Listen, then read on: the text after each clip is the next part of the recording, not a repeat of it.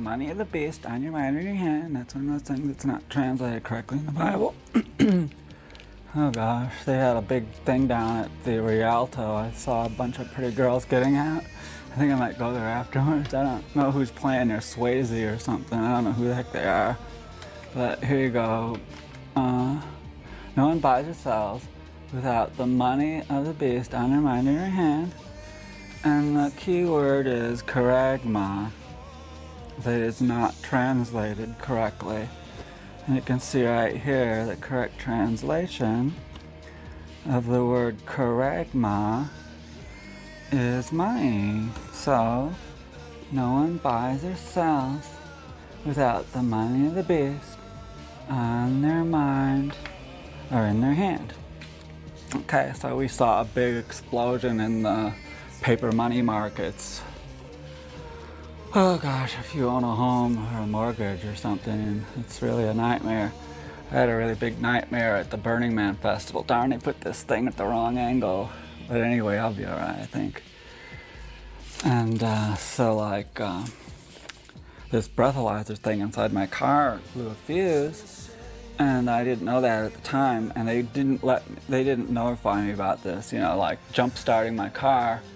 I had to jump start my car because the battery died and it blew a fuse in this stupid breathalyzer machine. And I had to have a car towed to Reno, which was like about 130 miles from the Burning Man festival. And they didn't tell me I could replace the fuse. And so I sent it back to them, Federal Express, and they got it the next day at 10 o'clock, and it sat on their desk till Saturday. And so finally I called the Department of Motor Vehicles and told them, you know, I have to take this thing out of my car and get home because I'm running out of money. And they said, okay. And so when I get back home, I went to the place that put the thing in, you know, and told them that, and they just took it from me and kept my money. I paid $800, I prepaid $800. So they kept like about $500 left on the contract. I had to go get another one put in from a different company. And that's like another $500. So the total money that I'm out is like $2,000. Plus I missed my show because I couldn't make it back. You know, I was like stranded. Well, I didn't get stranded. My car was in Reno, so I rented a car and went to Lake Tahoe for a couple of days and hung out on the beach. But that's why I missed the last show. Anyway, we have this paper money thing. Well, that's not the first story I want to do. I don't have my stories in order today. I've got a court date Monday about that lawyer who's trying to steal my lot. I think it's at 10 o'clock in the morning on Monday with Judge Cornelio. And he never answered my disclosure. I asked him to like tell me what he's going to say in court so that he doesn't surprise me again. And for some reason, he didn't answer any of my questions. I don't know, they have all these rules. They got like a book of, they got a book of rules that thick for Superior Court. And then they have like local rules. I don't know, and then they have like, oh, I don't know, 36, 42 volumes, maybe 48. I don't know how many volumes of laws in the state, you know. And they keep passing them, the stupid DUI law. It used to be you could have .10, I think, or whatever. You know, I always get that point mixed up. But I was just, but now it's .08. It used to be whatever, you know, .10 or something, whatever. But like, I was just a little bit over .10, you know. And I was on my way home, and this cop was hanging out at 4th Avenue and University, hiding behind the Epic Cafe there at midnight on December 2nd, trying to catch people. It was a special DUI cop, you know, that's all he did was bust people for DUIs. And they have a 4-way stop sign there, so like, you know, I was making a right turn, and I was going about 5 miles an hour. I did put the brakes on, you know, but this is my neighborhood. I always, you know, just do that, you know, California stop. And it was midnight, there was nobody out, no traffic, no children, no bicycles, nothing, you know. And so, I don't remember if it was I think it was a Friday maybe, I don't remember, but anyway. So the cop pulls me over and he like literally pushes me through all these field sobriety tests. I read a book by a judge, you know, I don't remember, he was like a judge in Arizona who wrote a book on DUIs. And he says that these cops know how to like make you fail these field sobriety tests. He talked really fast and told me to do this, you know, and it sounded kind of silly. He says, like, put one foot in front of the other, and he added more to it than that. It wasn't as simple as walk down this line, put one foot before the other like this, you know. He made it like into a paragraph of words, you know, and he told me, okay, I'd go do it. And he actually like literally pushed me into doing it. And I told him I have a sprained ankle. So I tried to fix it, you know, I jumped up and down, you know, trying to fix it, but anyway, I failed the field sobriety test. And I went to court, had to spend 24 hours in jail, and that cost me like total $4,000, you know. There were some poor guys in there that lost their jobs because of it, good paying jobs. One guy was working at the mine here, making like $36 an hour. And he lost his job because of a DUI. Another guy in there had like a 6-pack in the back, and the cop, or a 12-pack, I guess now. And he was at he was at one of those checkpoints, you know, where they pull everybody over. And so they let him go through, but then as he was going by, they saw that 12-pack in the back seat, and they said, okay, come on over here, you know. And they got busted like that. That was a bummer, you know. So anyway, you know, when I was growing up, they didn't have those things, and the cop would just like pour your beer out. So like, you know, when I went to these classes, I asked one of the cops. They have like stupid ass classes where you've got like, you know, 12 other people in there discussing what happened. There was like 2 other girls besides me in there, and then you have to go to these classes that like have policemen there, and they talk about, you know, drunk driving, things like that. So I asked, you know, these 2 cops there, different meetings, you know, I told them the whole circumstance and what happened, and they told me they would have probably let me go. But the whole problem was, when that University of Arizona cop pulled me over, I lied to him, you know. He says, have you been drinking? And I said, no, you know, of course not. What do you think? You know? But anyway, it was midnight, and he said he could smell it on my breath. I had like 3 devil vodkas over there at 3 devil screwdrivers over at Club Congress. And it was boring, you know, so I left. I usually don't do that. And I always quit drinking at midnight, you know, so it'll give me 2 hours to make my sobriety go down. And so, yeah, anyway, those cops said they would have let me go, but this guy was a DUI cop, so he, you know, has his commitments. I asked him if he was married, you know, and he said he had 3 kids. I told him, I really feel sorry for you, you know. You got these kids. I mean, what kind of future are they going to have in this world? You know, in this country and everything, the way it's going. But they didn't have these things when I was growing up. The cop would just pour your beer away. Actually, I never got pulled over when I was a kid for drunk driving, but anyway, so that's where it is now. I got busted when I was like 18. We were smoking pot in the car, you know, and I had my foot on the brake, you know, so the taillights were on. It was nighttime, and cop sees the taillight going, and so he comes over. This is at the Northwestern University, so it was a university cop, and he busted me. And back then in Illinois, it was a felony to have marijuana. I don't remember what year that was. It was like 72 or something, you know. It tells you how old I am. And so I think they removed it from my record, but if you do a criminal check on me, you can still see it's there. And they have a whole list of stuff that I've done on my criminal record.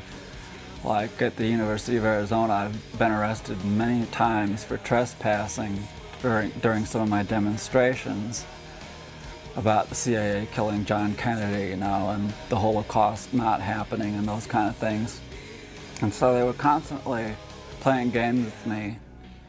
And so, like, I'd be demonstrating. I have a sign, you know, I have a sign up saying CIA killed JFK or Holocaust didn't happen, stuff like that. And I'd be sitting down, like, in front of the Gallagher Theater, and the cop would say, "Hey, did you get permission from the dean to be here?" And I said, "I don't need permission from the dean to be here. It's a First Amendment right, you know, I don't need it." And I did go ask the dean if I need permission, and they said no, you know. I don't know if it's a game they're playing or a trick or what, so, you know, I told him I don't have permission to, you know, from the dean to be here.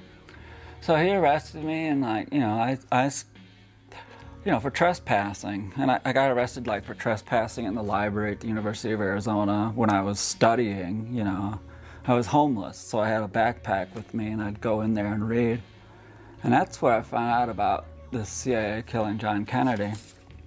It was, there was a book on the shelf. I was doing research on Pol Pot, you know, and so I was going up the aisle, and I seen this book that said Coup d'etat in America. And I thought, wow, you know, I'll just take this off the shelf and see, because, you know, Lee Harvey Oswald was obviously a lone nut, you know, and shot the Kennedy. He was a anti-American, you know, Castro. He was a pro-Castro, you know, and all this and that. You know, I believe the Warren Report, you know, the government never lies, of course. So I took this book off the shelf. I don't have it with me right now. I bought a copy of it, but it's over in the University of Arizona Library. They used to have 2 copies of it, and it's called Coup d'etat in America by Canfield and Weberman. And this guy Weberman is kind of he's a lunatic, really, you know, but he did good on this book, at least. And there's no doubt in my mind that the CIA was involved. And I've read a lot of other books on it. I've also read that book by, by that judge, what's his name? Oh, Jim Garrison, yes. The guy who, New Orleans District Attorney, who did an investigation on this. And he was the subject of Oliver Stone's movie JFK, which I thought was pretty good. It was, you know, I sent Oliver Stone some information about the Kennedy assassination. I wrote a story about it a long time ago in this little newspaper here, Arizona Examiner, Who Killed JFK. So I sent this to him. I also gave a copy of this to, what's that guy's name? Up in Idaho there, gosh. Oh, that Green Beret guy who killed himself. He had a really, well, he tried to. And he had a really pretty wife, yeah. And I met her too. But, and he put some of this stuff in his book too. But anyway, I made a campaign brochure when I was running for state representative. I was running against Gabrielle Giffords, and she kept it a secret. I didn't know she was Jewish back then, but I had things in here about, oh, I thought I did. Maybe it's on this page. Gosh. Well, you know, oh yes, I did. It's on the front page. I talk about the gas chambers there, you know. That it's impractical to exterminate millions of people with louse disinfestant. That's what Zyklon B is. It's louse disinfestant. And the active ingredient in that is hydrogen cyanide. And the Zyklon B, so it allegedly, you know, they allegedly just like poured it in there, you know. Then they say that the Nazis were wearing gas masks, or they made some slave pour it in there, not wearing a gas mask. You don't really know, you know. There's different eyewitnesses, so-called eyewitnesses, who say one thing and another person says another thing. And they have some really absurd eyewitness statements. And there were a couple of weird eyewitness statements at the Nuremberg trials. There was a woman named Van Pelt, I think was her name, and she said that they just opened up the windows and swept it out the doors, you know. And she said she got her information from people who worked there. So there was a lot of, you know, black propaganda inside the concentration camps. And then, you know, they spread the word that you know, they were gassing people there. You know, nobody actually really saw this happen. There's no pictures of it, you know. And it's just like I'm saying, it's impractical to kill people with this Zyklon B louse disinfestant. because it's such toxic stuff. You know, when you're killing lice with it. But when you call an exterminator to your house to kill termites here in Tucson, they put a big cover over your house. Well, they used to use this before they invented DDT. I don't know, but you know, and so you know, they cover the whole house and with a tent, and after you open up this can of Zyklon B, you know, in a proper louse disinfestant, and they had disinfestant chambers at Dachau, and they have a picture that they constantly show this army man there, and there was no, you know, the U.S. Army took pictures and they put a caption up there saying that this was a gas chamber at Dachau, but they never killed anybody. You know, the death camps were all in Poland. And that all became part of the Soviet Union afterwards. You know, this so-called World War II to defend, well, England started the war actually because they had a treaty that, like, if Poland got invaded, they would come to their aid, and France did too. France signed the treaty. So England and France went in there when Germany started going in Poland, and Germany, Hitler said that, like, there were these incursions on the border. It's just like there was a war going on in the border. And I believe it, you know. There were, I mean, just like we have a war going on our border right here, you know. And there was, like, Polish communists. I mean, Hitler had a hard time with the communists. You know, that's what the black shirt people were, you know, they were there to protect him when he spoke. So, when Hitler went into Poland to defend his borders, yeah, I don't think he was after Lebensraum then, you know, maybe he was, I don't know, but anyway. In fact, I read a book by, what's the guy's name, a real famous guy. He said it's The Origins of World War II by, was it Hugh Trevor Roper? And he said that Hitler had no plans to, you know, of course he had no plans to rule the world. He never wanted that. He wanted living space in the East, which would be Poland. And then Hitler hated Bolshevism. He didn't like Bolshevism, which was the party platform in Soviet Union, you know. And so, you know, his goals were to get living space in Poland, and then he wanted to, you know, the Jews that couldn't afford to leave, he wanted to send them over to Madagascar, which is an island off of Africa, a really pretty island too back then. And they have a very diverse flora and fauna there.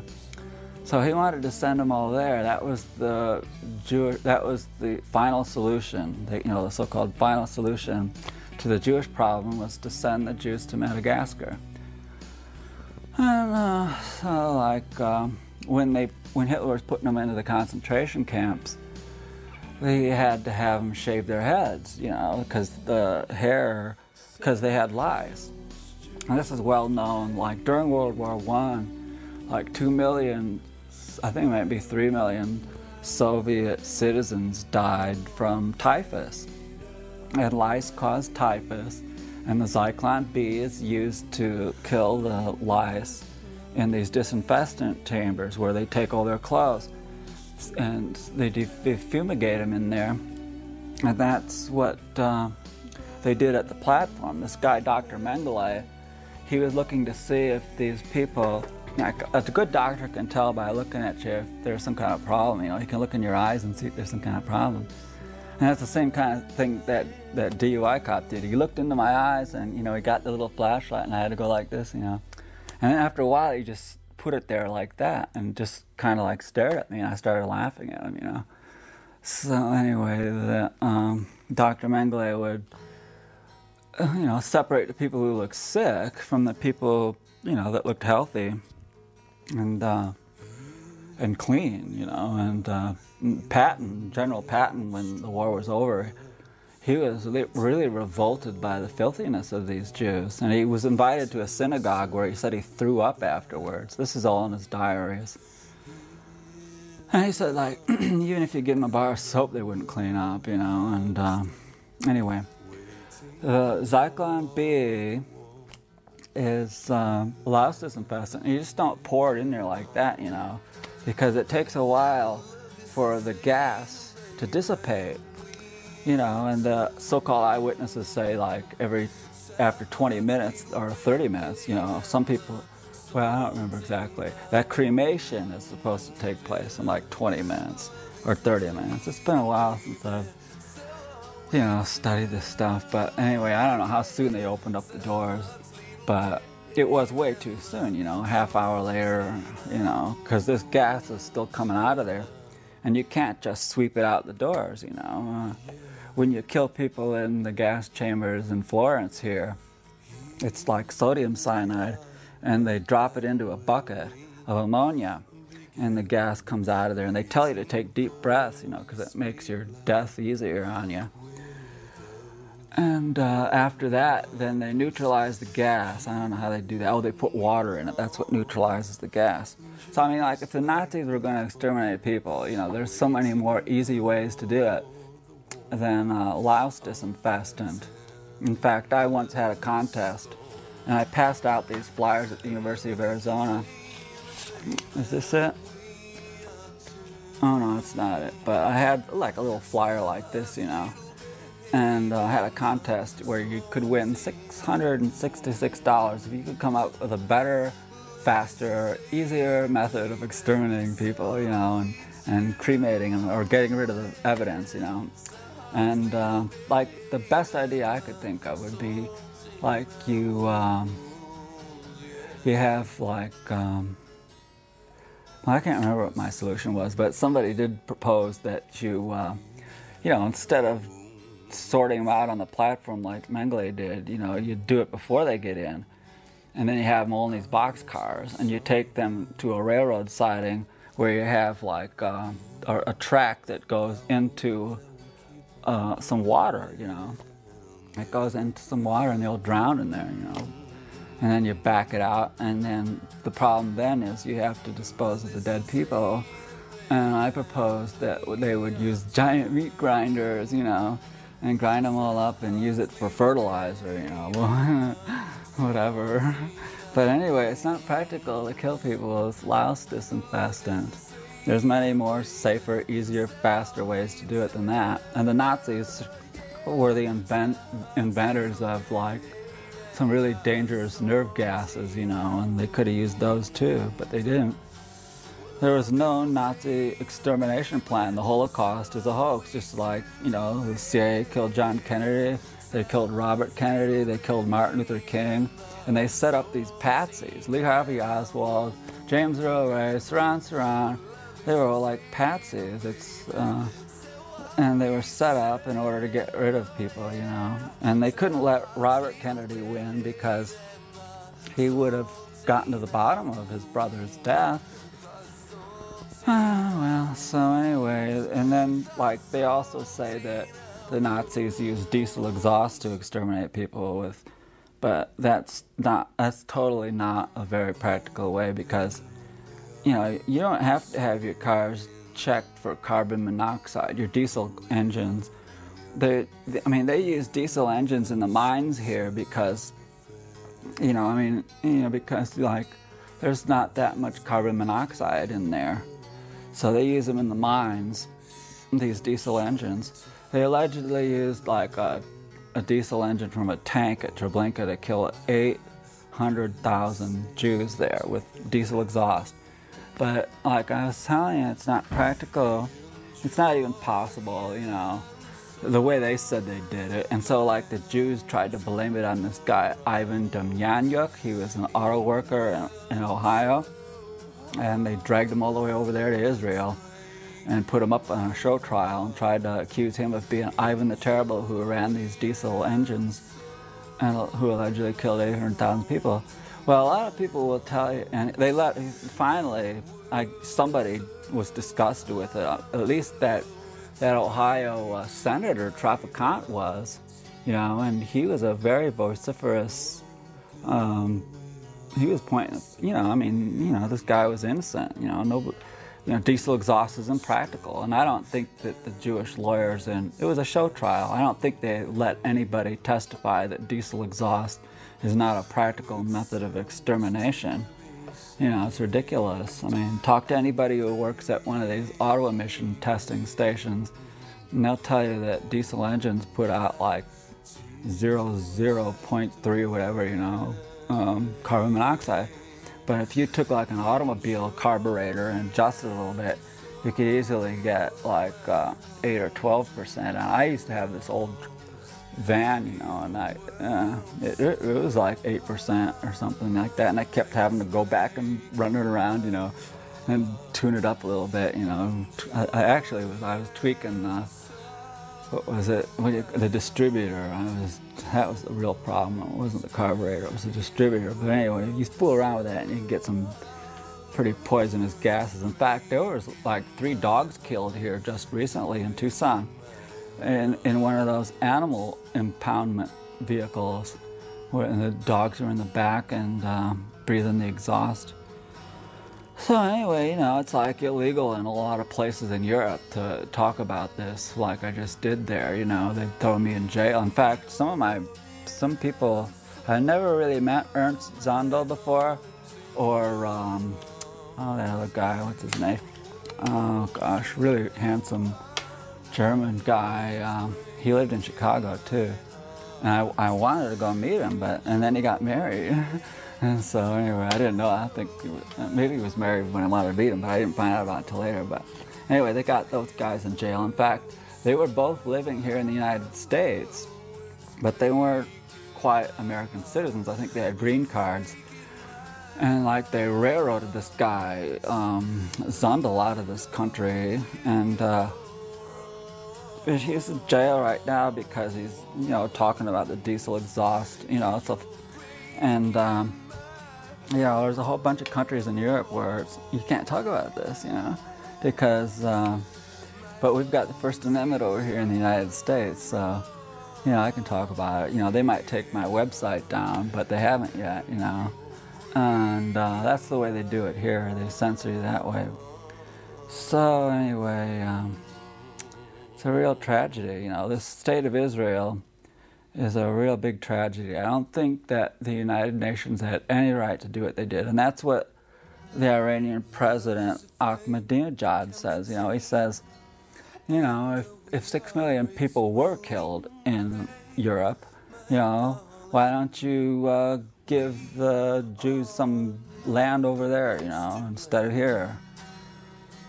You know, but, so anyway, he had that Holocaust conference there. I tried to go, you know, but the Iranian embassy wouldn't give me a visa, or I don't know, whatever, but, you know, the poor guy, Zundel, I got like some DVDs from his wife.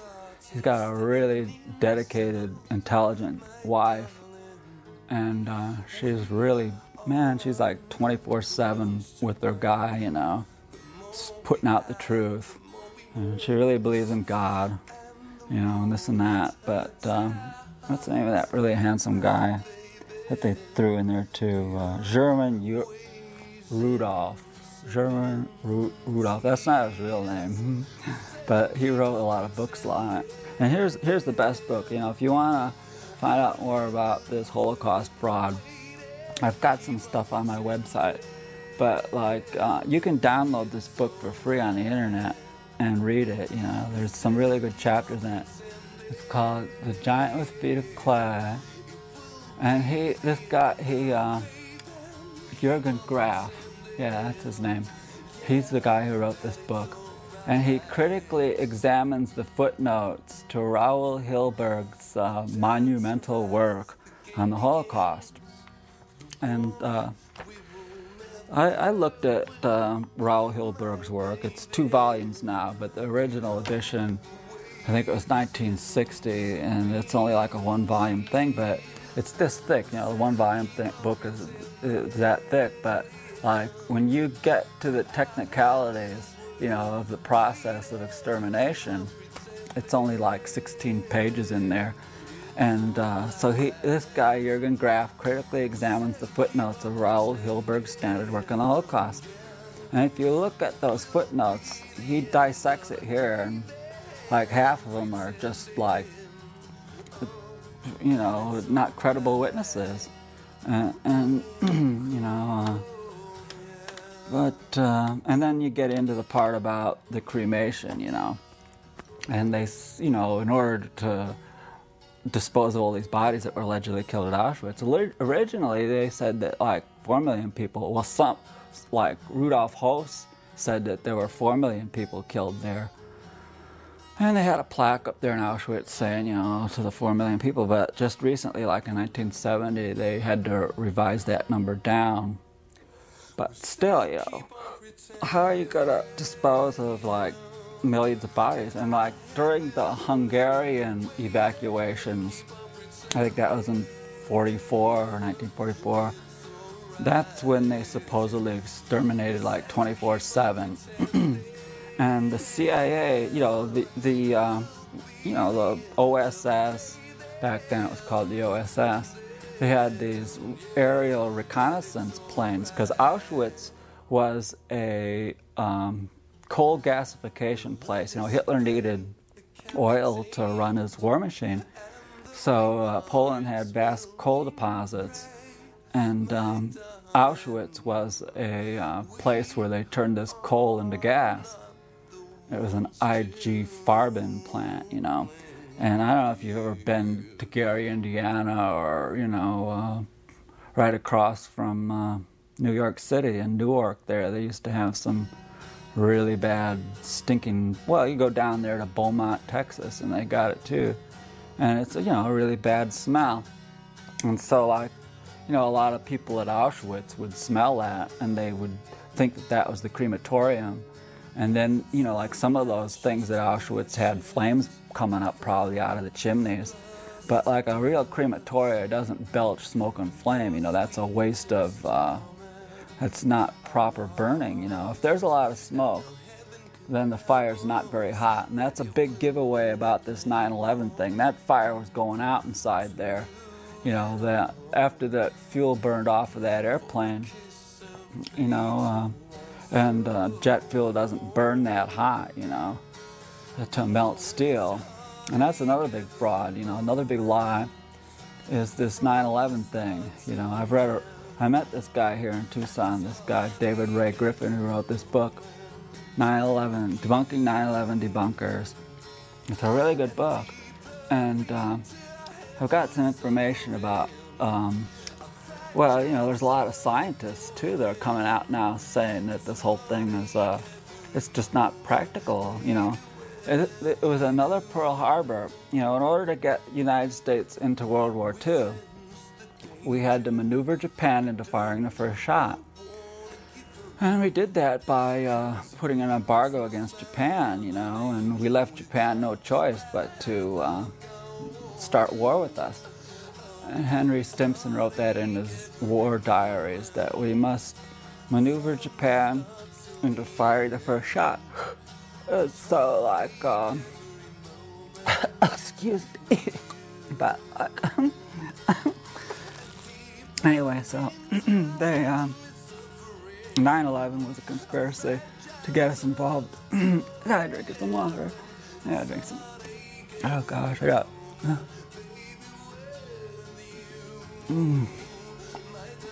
I better slow down for a while. I'm getting a little worked up about this, but yeah, I mean, there's so many lies, you know, and they're not even talking about them, you know. They're talking about lipstick on a pig, you know. I mean, gosh, I mean, look at it, man. It's hitting the fan, you know. You know, I was kind of wrong about this oil thing. There was an article, like in the LA Times. When I was on vacation, I would read the LA Times. But when I was at Burning Man, you know, I couldn't read any news. But anyway, there was an article in the LA Times about the speculators were the ones behind the oil price going up. That's what they're saying. They're blaming it on them. But yeah, we are running out of oil. And I think, you know, like the Saudis don't want us to go under. You know, they've got all these dollar assets and everything.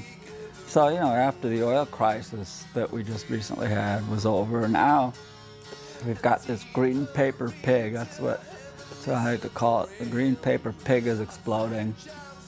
And that's all because of like speculators and stuff. and fraud. It's just like Enron, you know. Alan Greenspan let these people just like, you know, he could see it happening, you know. I mean, the price of houses just like shot up, you know. It was, you know, it's usually pretty steady, you know, the value of your house is kind of steady, like, but then in the last like 2002 or something, you know, it just like shot up, and, you know, people were like flipping houses and doing this and that and everything else, and then they had these phony paper loans, you know, they induced people to get, and they made a lot of money selling them, you know. I mean, it's just like a used car or a car, you know, the guy gets a commission for each one he sells. So they were just like giving anybody a loan to buy a house, you know. And of course they would take their life savings too. And so they lost their life savings, and they lost, you know, then they charge them like $5,000, who knows, like, you know, it's all based on the value of your house, how much they charge in fees and all that, and they take that up front, you know, and so they already put that in their pocket and bought their limousines and diamonds for their girlfriends and penthouses in New York and whatever, you know, sailboats to escape with or jets to escape with when it hits the fan. So they even made these people lie about their income in order to get these loans. And Alan Greenspan was watching all this, you know, he knows what's going on, and that's part of the reason he had to resign. He's the whole reason behind it, you know. In fact, this guy kind of looks like him, but I don't want to show it to you. You know, but anyway, and so they, you know, they know what these things are, but they don't know what they are actually. They didn't know what they were, and they package them in these things on Wall Street, and then those guys made a bunch of money on it selling them, you know. And they got these guys to rate them, you know, as like AAA when they weren't, you know. And that's another big fraud. I mean, why aren't these guys who rated them AAA going to jail, you know? And then I think, you know, the big question is like, you know, who did they sell them to? I think they sold a lot of them to the Saudis, you know, and they sold a lot to the Chinese. But like, what's the percentage? I don't know, you know. And so they sold all these things and made a lot of money off them, and now people are suffering from it. But you know, if the government owns all these things, I mean, why don't they like revalue the houses and like give them a fair interest rate? You know, a lot of these people got these zero interest loans. That was a big thing, you know, and they had big advertisements, and they'd sucker them in to get these loans, or home equity loans too, you know, lose all your equity in there. But like after 2 years, in fact, I think a lot of people took home equity loans to buy another house and fix it up and sell it, you know, because that was the thing to do. And now they have to repay it because, you know, the housing market went down. And, you know, it's all a big game, and these guys are playing a game. Alan, you know, money is a game. It's all, you know, like Las Vegas, you know, it's all a big game.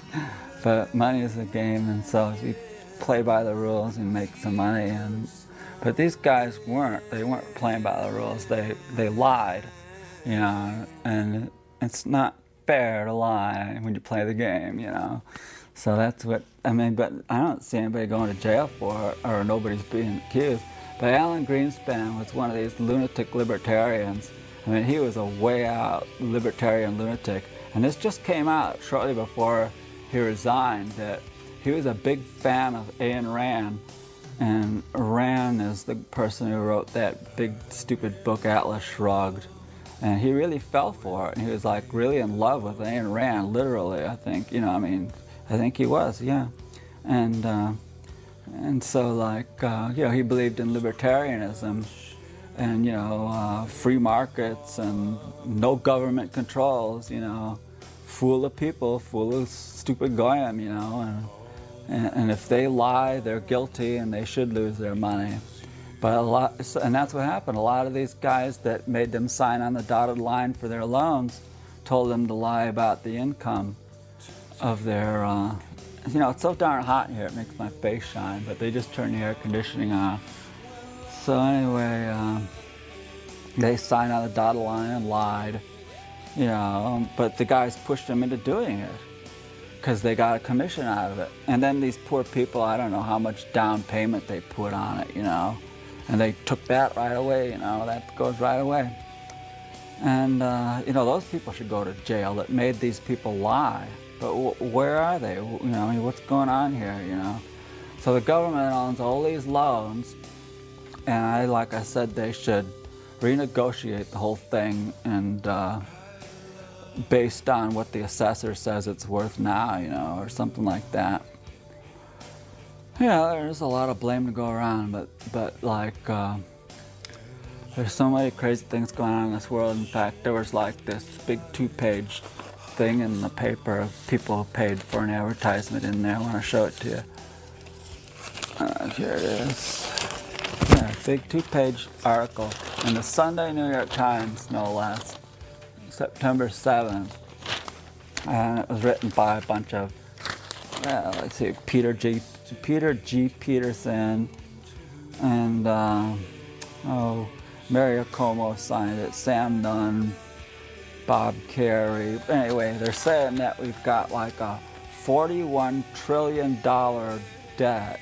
It's actually more than that. It's 53 trillion, you know, and it translates to 455,000 per American household. And that's the debt of the United States, you know. But they're saying here that Medicare and Social Security alone account for 41 trillion of this whole. It's all like magic, you know. And yeah, man, you know, it's like, why aren't they talking about this in the presidential race? And that's what they're urging them to do, you know. Instead, they want to talk about lipstick on a pig, you know, and McCain walks around with this pretty trophy wife and this bimbo stupid girl. Palin doesn't know anything, you know. And it's all a big charade. You know, it's a horrible, horrible charade that we're going under here, you know. And if Obama loses this, you know, he's, you know, I mean, if he loses, we're in big trouble. You know, John McCain is going to take us to war, World War III. You know, the next target is Iran, you know, because he denies the Holocaust and he's got the oil too, you know. But that's, and, you know, I mean, it's like warmongering, you know. One of John McCain's leading advisors was like the ambassador to Georgia, you know, and John McCain's dad covered up the USS Liberty, you know. Israel deliberately tried to bomb, well, they deliberately tried to sink the USS Liberty, and they killed like 34 sailors and wounded like 3/4 of the people on there. They napalmed it, and they sent like fighter jets, you know, to take out all the antennas. The USS Liberty was a spy ship, and oh gosh, there's a really good book out called Bodyguard of Secrets, or Body of Secrets, by this guy named Bamford, yeah. And he, some people say he was mysteriously killed, you know, for revealing some of these secrets. But Bamford said that he was on the, the National Security Council. He was there, and in the files, they said that, like, well, anyway, so Israel deliberately tried to sink this ship, and McCain's dad covered it up, you know, and like Gerald Ford was on the Warren Commission, you know, the next president. I think they put the sound on too loud in there so you can't hear me. I hope this tape comes out good. I don't have any phone calls here. I think this guy might have sabotaged my show inside there. I don't know, but anyway, the music's kind of loud out here. I hope it isn't for you. But like, I'm not putting up calls. There's no calls on my thing. I've only got like, 6 more minutes left. But like, you know, we're in serious trouble here. And we really do need like an energy solution, you know, like solar, clean coal, you know, for the time being. We need to get like a Manhattan Project for hydrogen and storing hydrogen and converting it to fuel and this and that, you know. We've got all these problems. And we're over there fighting a war for the rest of the oil, you know, and we're running out. It's like a supply and demand thing, you know, and there's not that much supply. This oil took millions and billions of years to create under there, or a million years at least. So anyway, it's a finite resource. And you hear a lot of these lunatics. There's a lot of lunatics out there, and I'm not one of them. But like, I've been diagnosed as crazy, you know. But like, I don't care what they say about me, you know. I know I'm not. And I know that there are drugs that they want me to take are no good. In fact, I told the psychiatrist, he wanted me to take lithium, and I said to him, would you take this stuff? And he says, no, I wouldn't take it. Because they make you take, it's a poison. You know, lithium is like in the same field as fluoride is. And they put this fluoride in your water. And I really do believe that this fluoride is like a poison. It's just like lithium. And they wanted me to take this. He wanted me to take lithium to like kill my brain, you know. And I think that's why people in Arizona are like so crazy, because some wells in Arizona, we get our groundwater. You know, Tucson is mostly groundwater. And anyway, some parts of Tucson have higher fluoride than others. In fact, Molly McCassin was in an area where she grew up, they had a lot of fluoride and it ruined her teeth. But I really do think that this fluoride I drink bottled water, but like, you can breathe it in your shower. You can breathe this fluoride in your shower. And I've heard that, like, you know, just breathing in your shower gives you a stronger, and in fact, I just took a shower before I came, you know. But like, I don't like to take showers. I don't like to take baths either, you know, because I don't go anywhere, so why should I, you know? But like, you breathe this stuff, fluoride, it's a rat poison. Fluoride's a rat poison. And it's related to lithium, you know, it's like on the periodic table, it's pretty close to it. And I believe that fluoride is like a poison. You know, it'll like poison your brain, you know, and make you stupid, make you docile. I mean, people in this country are really, really, really, really, really stupid, you know, and they're liars. George Bush is a liar. And in fact, like, you know, the devil is a slanderer. If you look up the etymology of the word devil, you'll see that the devil is a slanderer. You know, I didn't originally bring music to this because I forgot it, but I ran out to the car and got this CD. It's my favorite band, Hymn.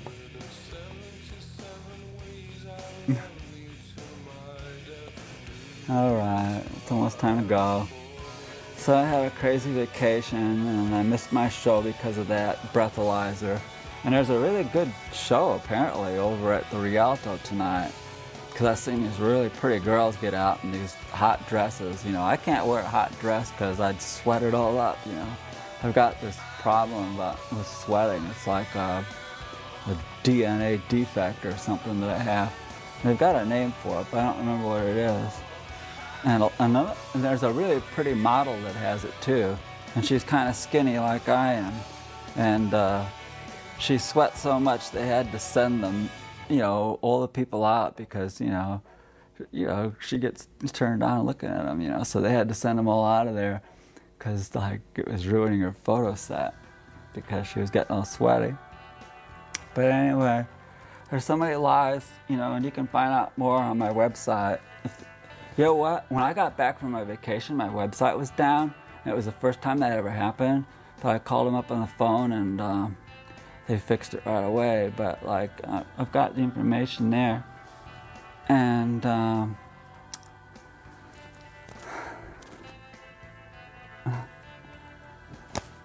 yeah, that's the end of the story. I'm back, fighting for my survival. Somebody invited me to a party that's over on South Railroad. I don't know. I've seen that one over at the Rialto, you know. I've seen these pretty girls over there. I think I might go check that out, or at least listen to them, you know. I'm downtown right now. I think I'll go hear what they're listening to.